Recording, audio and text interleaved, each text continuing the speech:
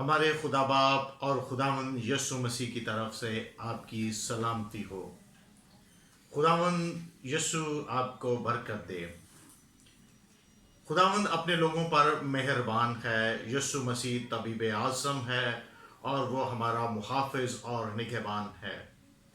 آج ہم خداوند کے زندہ کلام میں سے زبور 91 اس کی 10ویں آیت پر غور کریں گے۔ تجھ پر کوئی آفت نہ آئے گی اور کوئی وبا تیرے خیمے کے نزدیک نہ پہنچے گی۔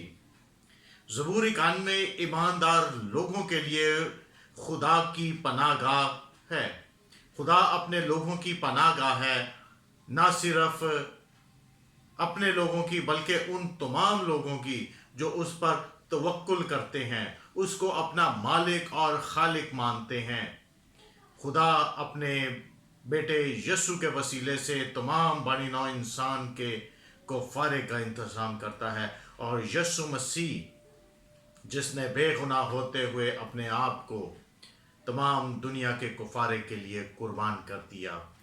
مقدس یوحنا رسول کی معرفت لکھی گئی انجیل کے 3 باب کی 16ویں آیت کے مطابق خدا نے دنیا سے ایسی محبت رکھی کہ اس نے اپنا اکلوتا بیٹا بخش دیا تاکہ جو کوئی اس پر ایمان لائے ہلاک نہ ہو بلکہ ہمیشہ کی زندگی پائے۔ تجھ پر کوئی آفت نہ آئے گی۔ آفت مصیبت، مشکل، پریشانیاں، تکلیفیں، بیماریاں ہیں، اور وبا ایسی بیماری ہے جو ہوا کے خراب ہو جانے سے پھیلتی ہے، لیکن خداوند کے لوگوں کے نزدیک نہ کوئی وبا آئے گی اور نہ کوئی بیماری آئے گی۔ خداوند اپنے لوگوں کی پناہ گاہ ہے۔ خداوند مہربان ہے۔ خداوند ان سب کے قریب ہے جو اسے دل سے پکارتے ہیں، اور تمام لوگ جو اسے اپنا مالک اور خالق مانتے ہیں اور اس کے بیٹے یسوع کے کفارے پر یقین رکھتے ہیں۔ اگرچہ ایماندار پر بھی مصیبتیں، دکھ، مشکلات آتی ہیں، لیکن اس میں کوئی برائی نہیں ہے۔ یہ خدا کی محبت کے باعث آتی ہیں، اور ان کا مقصد انسان کو نقصان پہنچانا نہیں بلکہ فائدہ پہنچانا ہوتا ہے۔ خدا فرزند جان کر ہماری تنبیہ کے لیے مشکلات کو اجازت دیتا ہے تاکہ ہمارے ایمان کی بڑھوتی ہو، ہم توبہ کی طرف مائل ہوں، ہم اس کی طرف رجوع لائیں اور زیادہ اپنے رشتے کو اس کے ساتھ مضبوط کریں۔ راست باز ایوب کی زندگی کے واقعات بخوبی جانتے ہیں کہ اس پر کس قدر مصیبتیں آئیں۔ مقدس داؤد بادشاہ کی زندگی پر ہم غور کرتے ہیں۔ وہ شخص جو خدا کی نظر میں مقبول ہے، جو خدا کا پسندیدہ شخص ہے، اس کی زندگی میں کس قدر مشکلات ہیں۔ پالوس رسول کی زندگی سے ہم بہت سی باتوں کو سیکھتے ہیں کہ کس قدر اس نے مشکلات برداشت کی۔ یہ آفتیں انسان کو خدا کی قربت میں لانے کے لیے ہوتی ہیں، اور ہمارا کفارہ جو ہے وہ خون کے وسیلے سے ہے۔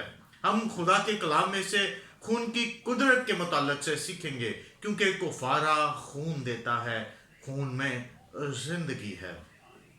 ہم خروج کی کتاب اس کے 4 باب کو جب مطالعہ کرتے ہیں تو یہاں پر خدا جو ہے مرد خدا موسیٰ کو معجزات کرنے کی قدرت دیتا ہے۔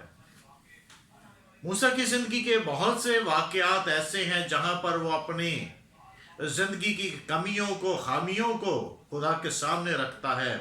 اس میں سے ایک یہ ہے کہ وہ اپنے اختیار کی کمی کو سامنے رکھتا ہے کہ میرے پاس کوئی اختیار نہیں ہے، لوگ میری بات کا یقین نہیں کریں گے۔ خدا نے اس سے کہا کہ تیرے ہاتھ میں کیا ہے؟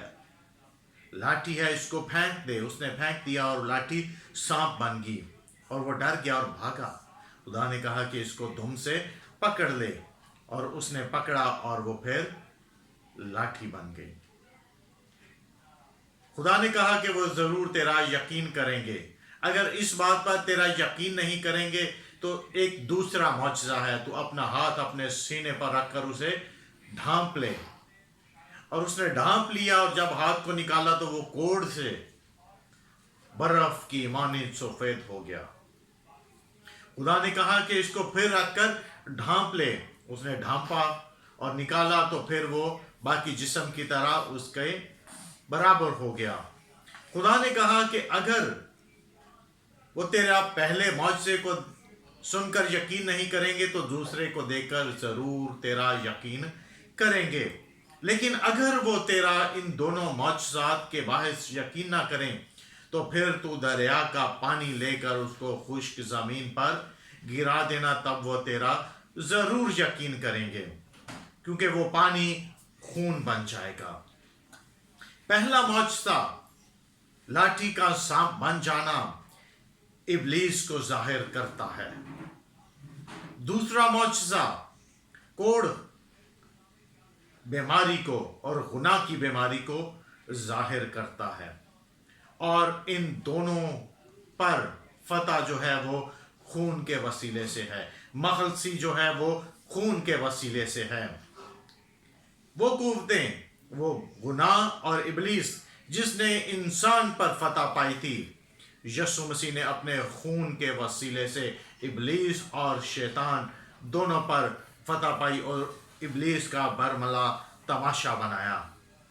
اب وہ ہمارا شکست خوردہ دشمن ہے، وہ ہمیں ڈرا سکتا ہے، ہمارا کچھ بگاڑ نہیں سکتا۔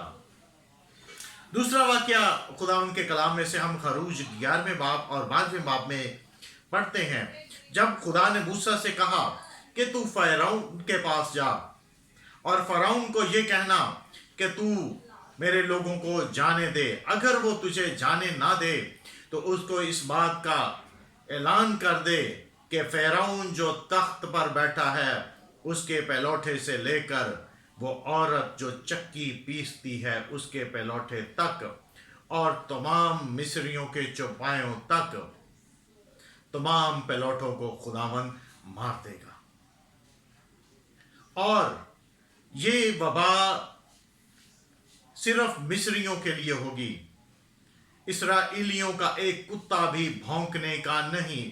خدا مصریوں اور اسرائیلیوں میں فرق کو ظاہر کرے گا۔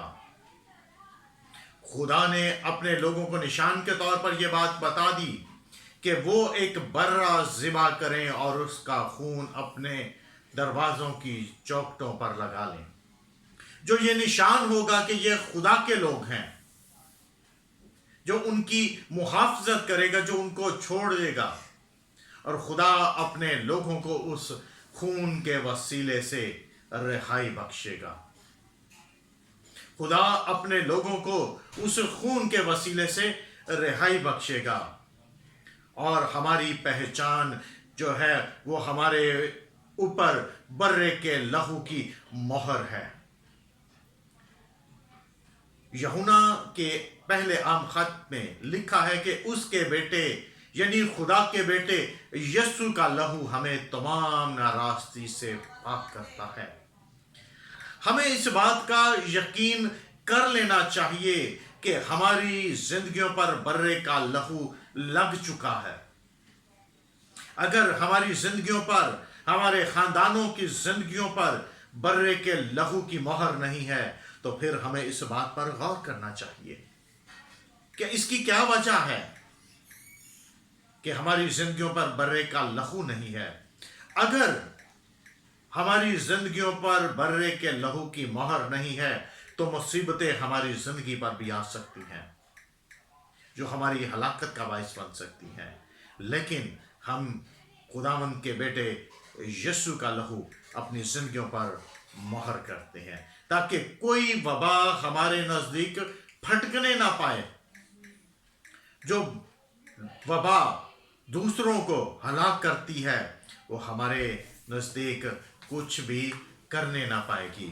خداوند آپ سب کے ساتھ ہو، خداوند آپ سب کو یہ فضل بخشے کہ آپ اس پر توکل کریں کہ وہ ہماری پناہ گاہ ہے، وہ ہمارا چھڑانے والا ہے اور وہ ہمیں بچاتا ہے۔ اس بات کا یقین کر لیں کہ خداوند ہمیں بچاتا اور چھڑاتا ہے۔ اس کے بیٹے یسوع کے لہو کی مہر ہم نے اپنے زندگیوں پر لے لی ہے اور کوئی وبا ہمارے نزدیک پھٹکنے کی نہیں۔ خداوند آج آپ کو اس کلام کے وسیلے سے برکت دے، اور آپ کی زندگیوں پر میں خدا کا خادم ہوتے ہوئے یسوع کے لہو کی مہر لگاتا ہوں، تاکہ آپ اس میں محفوظ رہیں اور برکت پائیں۔ یسوع مسیح کے جلالی نام کے وسیلے سے خداوند اپنے ہاتھ کو تم پر رکھے، آمین۔